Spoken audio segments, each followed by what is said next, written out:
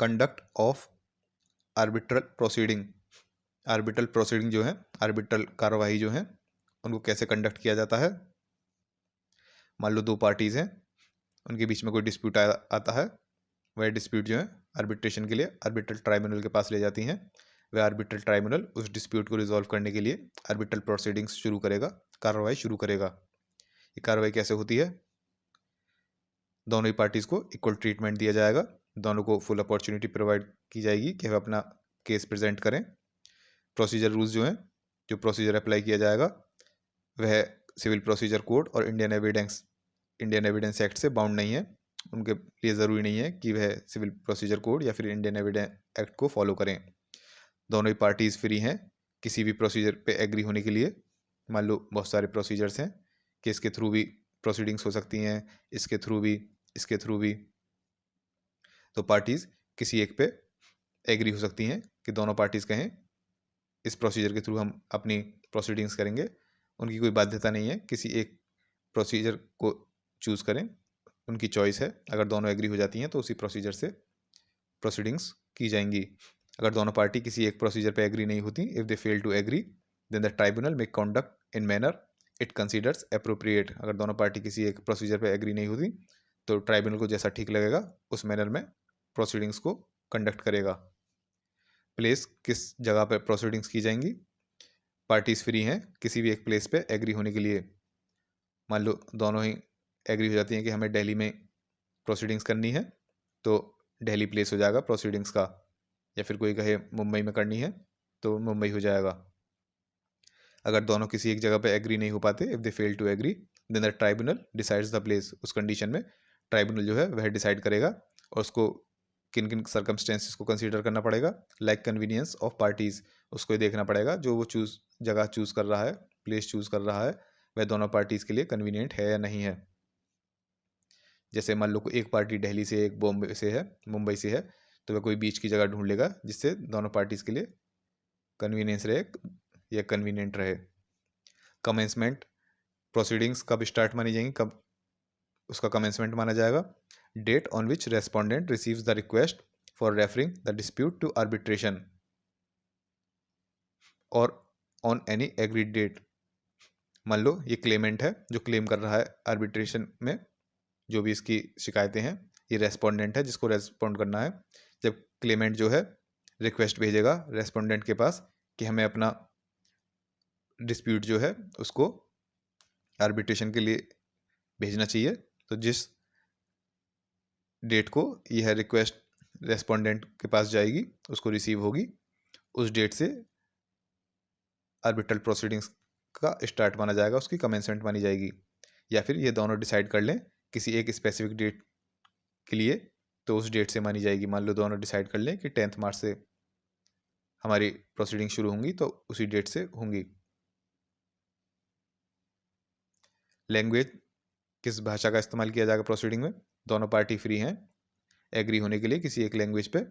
मान लो दोनों पार्टीज़ कहें हिंदी में प्रोसीडिंग्स होनी चाहिए तो हिंदी में होंगी, दोनों पार्टीज़ एग्री हो जाएं इंग्लिश में हो तो इंग्लिश में होंगी। अगर दोनों पार्टीज़ कहें भोजपुरी में हो तो प्रोसीडिंग्स जो है आपकी भोजपुरी लैंग्वेज में ही होंगी। अगर दोनों किसी एक लैंग्वेज पे एग्री नहीं हो पा रहे हैं, if they fail to agree then the tribunal decide, तो तब ट्राइब्यूनल डिसाइड करेगा कि किस लैंग्वेज में होनी चाहिए। Claim and defence statement, Clement जो है, जो क्लेम कर रहा है, वह अपने क्लेम के सपोर्ट में फैक्ट्स रखेगा, पॉइंट्स जो है अपने पॉइंट्स रखेगा, और उसको जो रिलीफ रेमेडी जो चाहिए वह स्टेट करेगा, वह बताएगा। और रेस्पोंडेंट जो है, जिसको रेस्पॉन्ड करना है, वह अपना डिफेंस रखेगा, और अगर उसे कोई काउंटर क्लेम करना है तो उसको भी सबमिट कर सकता है।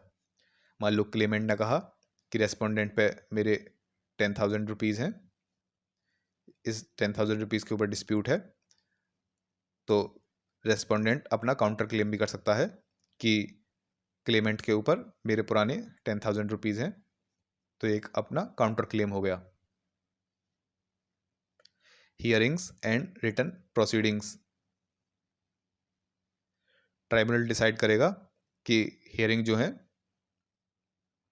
ओरल हियरिंग्स वगैरह ये होनी चाहिए, ओरल आर्गूमेंट्स वगैरह होनी चाहिए, या फिर प्रोसीडिंग्स को डॉक्यूमेंट्स और दूसरे मैटर्स के ऊपर कंडक्ट किया जाए। यह ट्राइब्यूनल डिसाइड करता है, ओरल हो या डॉक्यूमेंट्स बेस पे हो।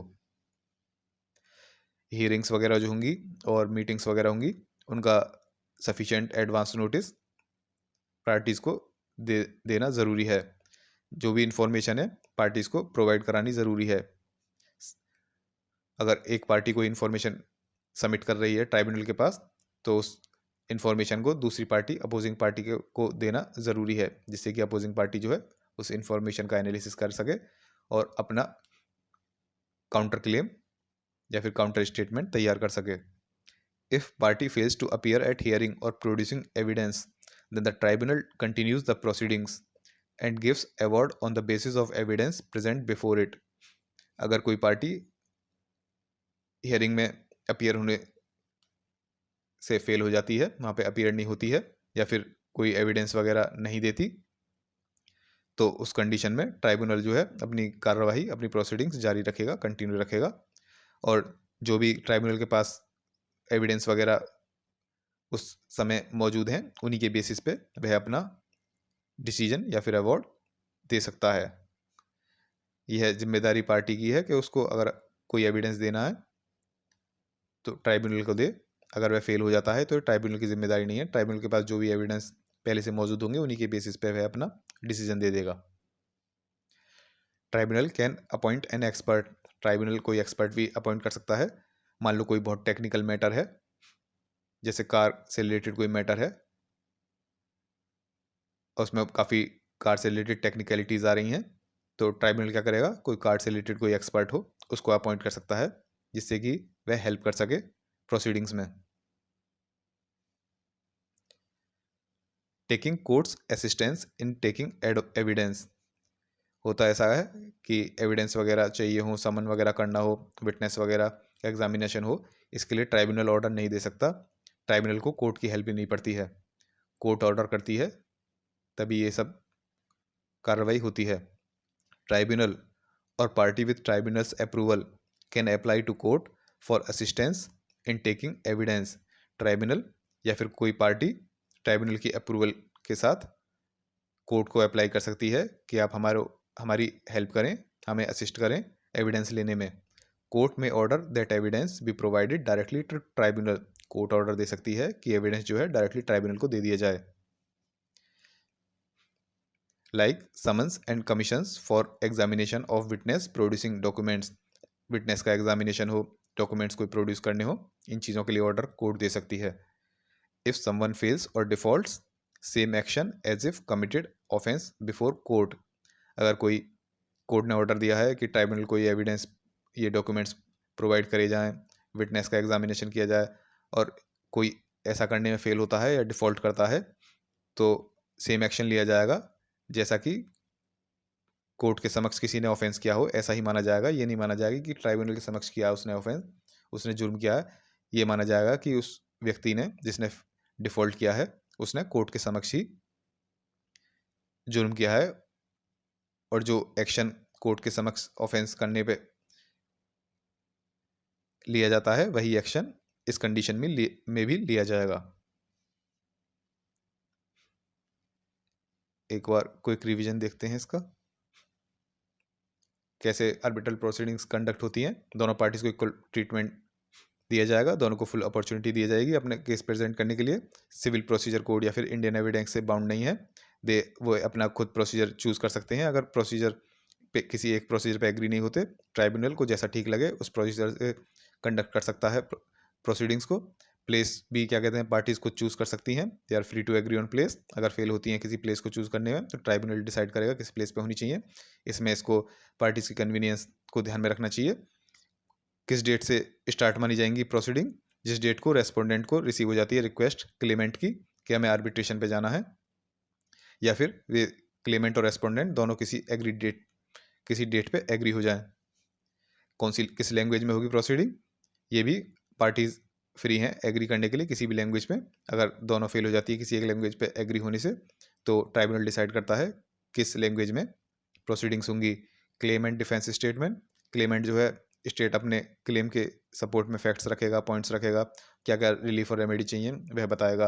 रेस्पोंडेंट जो है वो अपना डिफेंस रखता है, और चाहे तो वह एक काउंटर क्लेम भी सबमिट कर सकता है। हियरिंग्स एंड रिटन प्रोसीडिंग्स, यह ट्राइब्यूनल डिसाइड करेगा।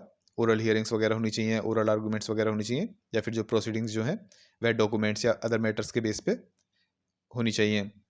हियरिंग्स और मीटिंग्स का पार्टीज़ को सफिशिएंट एडवांस नोटिस पहुंचाना ज़रूरी है। सारी इन्फॉर्मेशन जो है पार्टीज़ को प्रोवाइड करानी ज़रूरी है। अगर कोई पार्टी हियरिंग पे अपीयर होने से फेल हो जाती है या फिर एविडेंस देने से फेल हो जाती है, तो उस कंडीशन में ट्राइब्यूनल की कोई जिम्मेदारी नहीं है, यह पार्टी का फॉल्ट है।